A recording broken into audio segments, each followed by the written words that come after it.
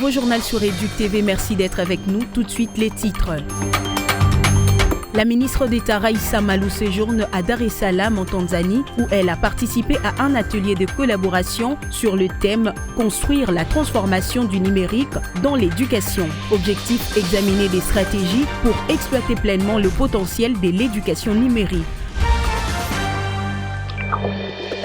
Et puis, la partie est de la République démocratique du Congo est certes sous occupation, mais la République n'est pas en mode stop.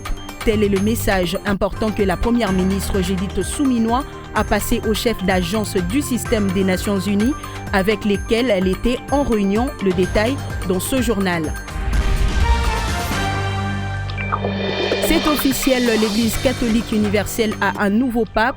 Il s'agit de Robert Francis Prévost qui exercera sous les noms papal de Léon XIV. Originaire des États-Unis d'Amérique et âgé de 69 ans, ce nouveau chef de l'Église catholique succède au pape François décédé le lundi de Pâques, le 21 avril dernier. Après les titres, place au développement.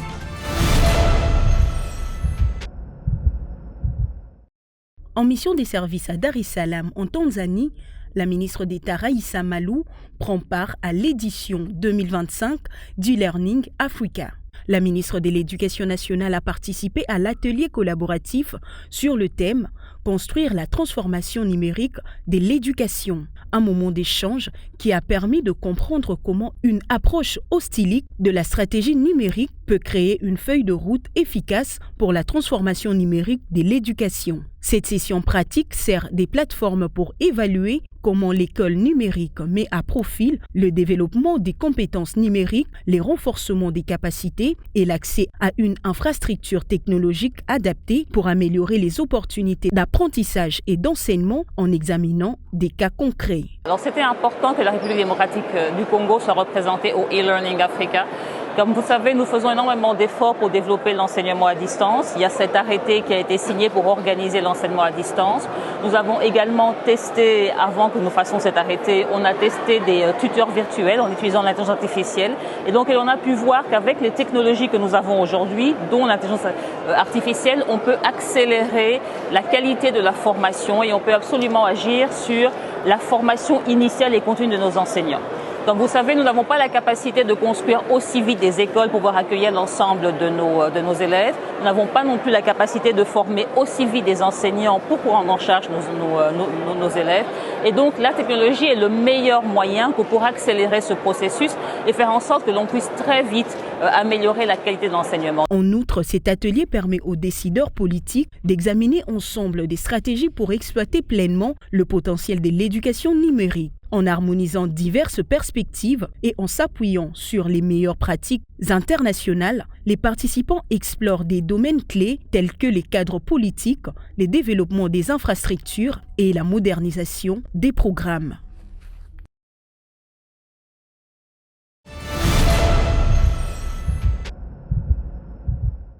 Le directeur de la province éducationnelle Nord Kivu 2, Norbert Bisimwa Baleke-Mpaka, n'a pas voulu rester dans son bureau ce mercredi 7 mai. Un mercredi d'itinérance, le prophète a été dans les écoles de la sous-division Butembo 1 en commune de Boulengera, ville de Butembo, siège de la province éducationnelle Nord Kivu 2. Dans les complexes scolaires Sainte-Croix et au collège Saint-Pierre par exemple, dans les classes de 7e année, le prophète pouvait d'abord poser aux apprenants le nom de leur enseignant qu'il a rencontré en train de dispenser cours. Chose étonnante, dans certaines classes, les enfants ne connaissaient pas le nom de leur enseignant, alors que nous tendons à la fin de l'année.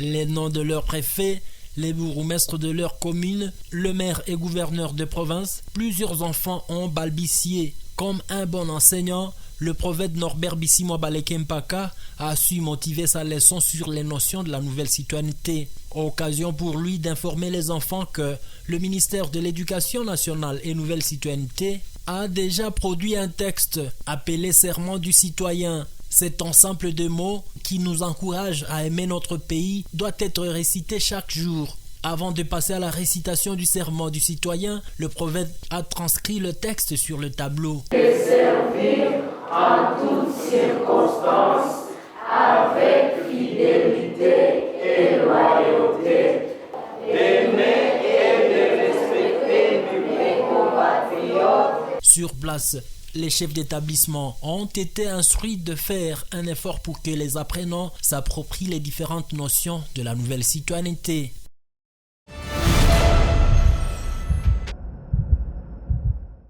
Briser les tabous et déconstruire les stéréotypes sociaux autour des menstruations, c'est l'objectif premier de la campagne sur l'hygiène menstruelle qu'abritera la ville-province de Kinshasa le 31 mai prochain. Et pour y parvenir, la radio-télévision de l'éducation et l'organisation non gouvernementale Solidarité Plus Forever, organisatrice de cette grand-messe, estiment que la sensibilisation des états-majors à l'éducation nationale et nouvelle citoyenneté est primordiale vu la cible concernée, les élèves. Première étape du périple, la direction de l'éducation à la vie courante. Ici, la dynamique équipe est venue solliciter l'accompagnement de cette structure qui a, entre autres missions, de doter les élèves des compétences pratiques susceptibles à les aider à gérer leur santé au quotidien. Des discussions visiblement concluantes. Je suis très content du fait que l'ONG Solidarité est venue vers nous pour que nous puissions organiser cette activité en faveur des élèves. Nous, notre cible, ce sont les élèves et que tous les partenaires, que ce soit des organismes des Nations Unies, que ce soit des ONG nationales, internationales, tout ça, qui s'occupent de la chose, de la gestion de l'hygiène menstruelle, si ces organisations viennent vers nous, nous sommes très contents de les accueillir et de les accompagner et de mettre à leur disposition nos experts pour que ces experts puissent les aider dans la sensibilisation des jeunes filles et cela contribue aux objectifs même de la direction. Des assurances qui n'ont pas laissé indifférentes ses hôtes. Ce dernier sont repartis satisfaits, promesse en poche de l'accompagnement non seulement de la DVC mais aussi de ses partenaires. Cap donc désormais vers les autres services centraux de l'éducation nationale et nouvelle citoyenneté pour le même plaidoyer.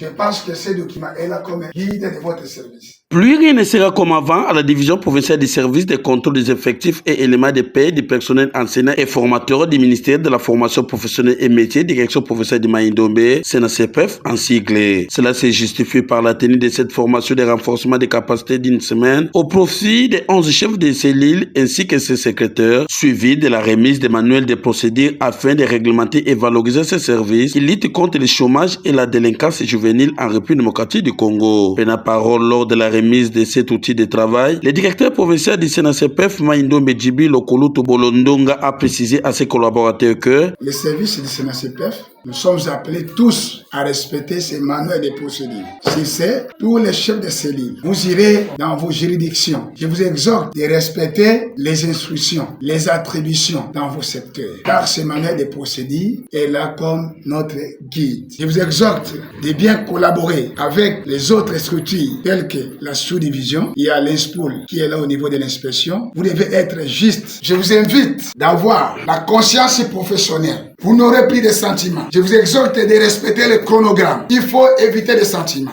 Et surtout les conflits dans les Maïndo. L'état de conflit, c'est déjà passé. En réaction, Madame Ruth Letawa, la chef de cellule du CNCPF, Semendoa, a rassuré. Sur notre manuel de procédure, qui est notre outil de travail, c'est là où nous sommes vraiment concentrés pour cette affaire-là. Nous sommes vraiment invités à respecter notre outil de travail, qui est notre manuel de procédure. C'est notre arme. Notre engagement, d'abord, premièrement, est de respecter notre mission. Et deuxièmement, c'est de vivre en bonne collaboration entre nous, les chefs de cellule, avec les autorités, entre nous, les chefs de cellule et les sous-prophètes. Le directeur Djibi, notre directeur provincial du CNCPF Maïndombe, je tiens à lui informer que nous allons bien travailler par rapport à notre outil de travail. Les enseignements sont vraiment bénéfiques. Moi, je suis très ravie de joie parce qu'au départ, j'avais un peu de lacunes, des tâtonnements, mais pour le moment, je souhaite bien travailler. Pour sa part, le chef de cellule du CNCPF CNCPF Inongo et Kire. Clovis Bakambe a indiqué que, comme l'est la Bible pour les chrétiens, le manuel de procédure pour nous, c'est notre boussole. Et à travers ce manuel de procédure que nous allons suivre toutes les instructions pour mener à bon port notre travail.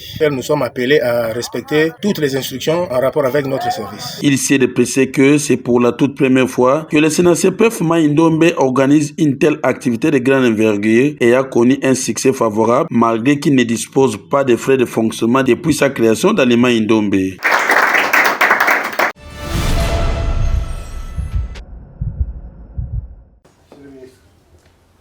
Pour un coût global de 30 millions d'euros, le projet Uni pour l'éducation et l'emploi a été expliqué ce jeudi 8 mai 2025 au ministre de la Formation professionnelle. Le porteur de la nouvelle auprès de Maître Marc Ekila Likombo n'est autre que Nicolas Berlanga Martinez, ambassadeur de l'Union européenne auprès de la République démocratique du Congo. Il faut donner des opportunités aux jeunes générations. Et les opportunités aussi, il faut les lier à l'initiative privée, à des entreprises. Donc les véhicules pour faire ça, c'est la formation professionnelle. Augmenter, améliorer, renforcer les niveaux de formation professionnelle pour que les jeunes puissent trouver un emploi. Et aussi, une chose très importante, pour que le Congo ne soit pas seulement un pays d'extraction, un pays de production, mais aussi un pays de transformation. Nous travaillons avec plusieurs opérateurs de développement européens, notamment Enabel, l'AFD, la GIZ et aussi les centres RAIF, pour travailler dans différents domaines de la formation professionnelle. Les mines, l'agroalimentaire, l'hôtellerie et l'éducation, et le tourisme, le numérique, la préservation d'air naturel et aussi l'Institut national de la formation professionnelle. Donc vous voyez, une vision d'ensemble pour accompagner les efforts du ministère.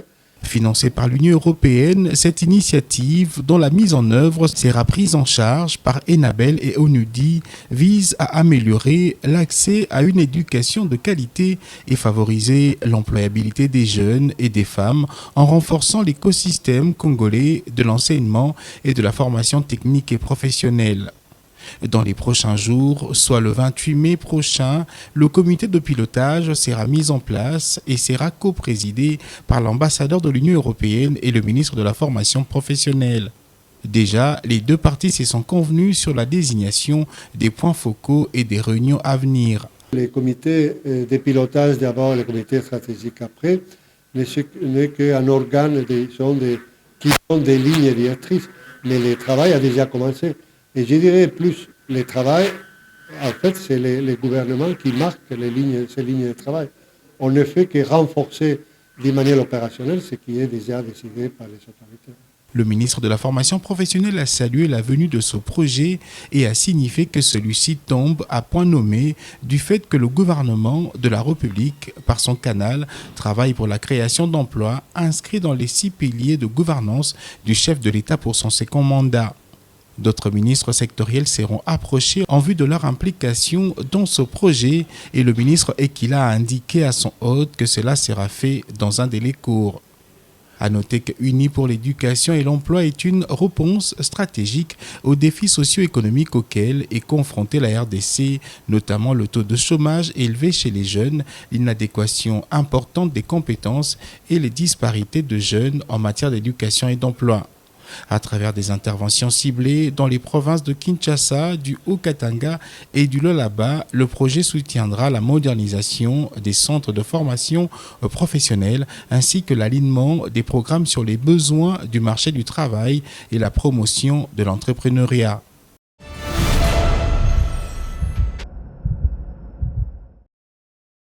La première ministre Judith Suminwa a eu des échanges avec les chefs d'agence du système des Nations Unies dans le cadre de la retraite des équipes pays des Nations Unies en République démocratique du Congo. L'objectif étant de discuter sur les défis actuels et définir les orientations pour une meilleure collaboration en vue de répondre aux priorités du pays, surtout dans ce contexte d'occupation dans sa partie est. Pour la chef du gouvernement, la crise sécuritaire dans l'est du pays est certes une grande priorité, mais il faut continuer à intervenir sur les questions de développement car la guerre ne touche pas l'ensemble du pays. Les orientations de Judith Suminwa sont claires, investir entre autres sur les infrastructures socio-économiques de base, le développement de l'agriculture, la transformation et la diversification de l'économie. C'est important pour moi en tant que chef de gouvernement d'avoir cet échange avec les chefs d'agence en particulier et même ceux qui sont venus des provinces dans le cadre de la retraite du système des Nations Unies, parce que ça permet dans leur travail de voir comment ils vont mettre en place le cadre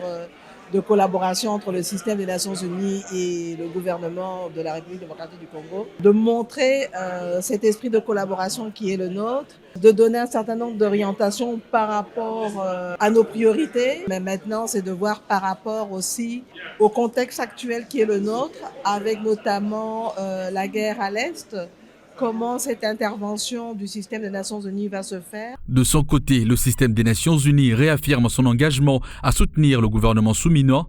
Le coordonnateur résident du SNU regrette en même temps la suspension assez brutale et dramatique de certains financements au niveau international qui ont des conséquences très sévères dans l'humanitaire et en matière de développement. Le même regret est partagé par la première ministre qui invite les partenaires techniques et financiers à travailler ensemble avec le gouvernement en vue d'éviter du saupoudrage dans les interventions. Comme on le sait, il y a une crise au niveau des ressources financières, vu qu'il y a un certain nombre de bailleurs qui ont indiqué la réduction de leur intervention au niveau des différentes agences du système des Nations Unies. Et dans ce contexte de réduction des ressources, voir comment on peut faire mieux et de manière plus efficace, tout en gardant à l'esprit la nécessité d'appuyer le développement du pays, d'appuyer les communautés congolaises qui sont sur le terrain, de regarder la question des droits humains et la question de protection du civil. Pour Juliette Suminois, ce genre d'échange entre le gouvernement et le SNU devrait se multiplier pour une action concertée et plus rationnelle. Pour elle donc, quand on se met ensemble, on peut mieux avancer.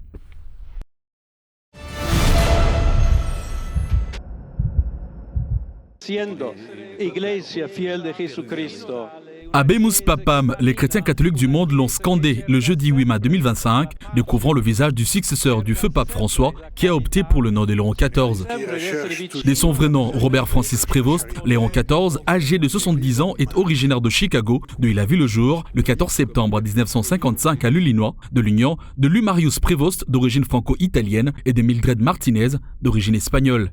Ancien du petit séminaire de Pères Augustins et de l'université de Villanova, en Pennsylvanie, d'où il obtient le diplôme en mathématiques et philosophie en passant au noviciat de l'ordre des Augustins de Chicago. Il fait sa première promesse en 1978 et se veut solennel en 1981, peu avant d'être ordonné prêtre le 19 juin 1982 au collège des Augustins de Santa Monica par Monseigneur Jean Jadet, un périple qui se fera suivre de plus de 20 ans passés en Amérique latine, principalement au Pérou. Remarqué par le pape François, il est nommé évêque de Chiclayo en 2015 avant de lui confier les charges d'administrateur apostolique du diocèse péruvien de Callao. Ensuite, il deviendra en 2019, sur nomination du pape argentin, membre de la Congrégation pour le clergé, puis en 2020, membre de la Congrégation pour les évêques. Le 30 janvier 2023, le pape le convoque à Rome en tant que préfet du discataire pour les évêques et président de la commission pontificale pour l'Amérique latine, le promouvant archevêque. Au consistoire du 30 septembre de la même année, il le crée cardinal en lui attribuant le diaconat de Santa Monica. Le 6 février 2025, il est promu à l'ordre des évêques par François en obtenant le titre d'église subcataire d'Albano. Lors de la dernière hospitalisation de son prédécesseur à la polyclinique de Jimeli, Monseigneur Prévost a présidé une récitation du chapelet pour la sainteté le pape, le 3 mars sur la place Saint-Pierre. Le nouveau pape a choisi le nom de Léon XIV, évoquant une tradition de fermeté doctrinale et d'ouverture diplomatique en référence notamment à Léon XIII, figure marquante de la doctrine sociale de l'Église.